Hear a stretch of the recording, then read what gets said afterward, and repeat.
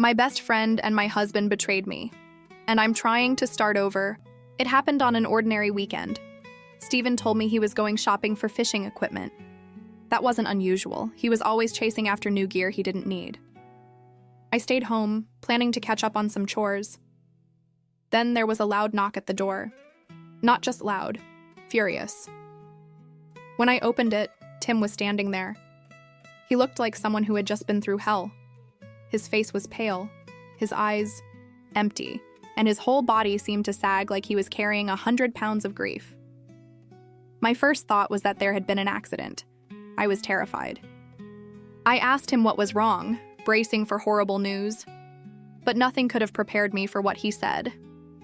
He told me that he'd gone into the city earlier that morning to shop at the market, but he hadn't found anything, so he came home earlier than planned. When he walked into his house, he saw Vivian on her knees in front of Steven. My Steven, in their bedroom.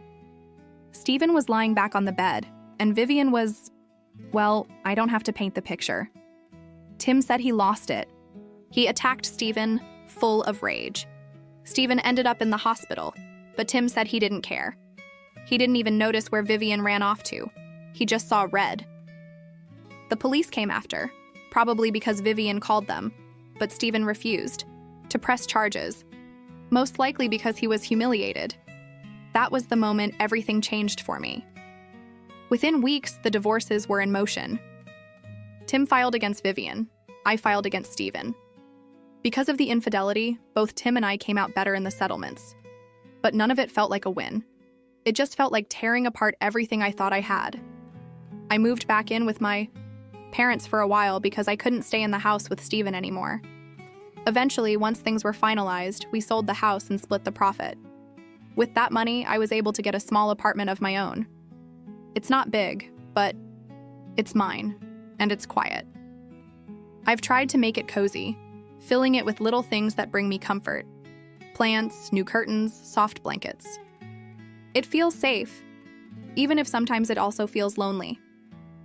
I still work at the post office. That routine has been my anchor through all of this. I see familiar faces, do familiar tasks, and it reminds me that some things haven't changed. Vivian doesn't work there anymore. After everything came out, she couldn't stay. She left, and I never saw her again.